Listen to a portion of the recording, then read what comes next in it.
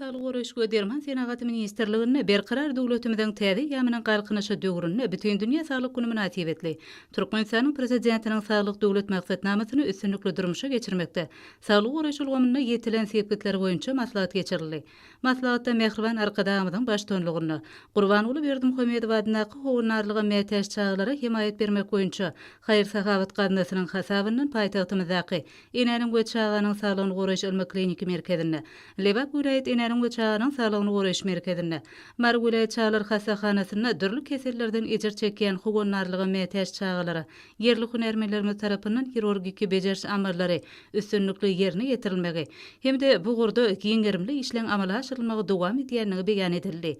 Gadanyň hasabyna howunarlyga mätäş çağlara birnäçe bejergilen amala aşyrylmagy, vilayetlerde etraf hasahanalynyň çağlar bölümlerine lukmançylyk awtologlarynyň sowgat berilmegi, maddi teňki binýady barha kämilleşdirilmegi ugruna işler netijeli dowam etdirilýänligi bellenildi. Şeýle hem bütün sağlyk konsepsiýasynyň çäklerini tebigat goramak we onu gorap saklamak adamlaryň dogry hereketine baglylygy, öz gedegine adamlaryň sağlygyna täsir edýänligi bellenildi.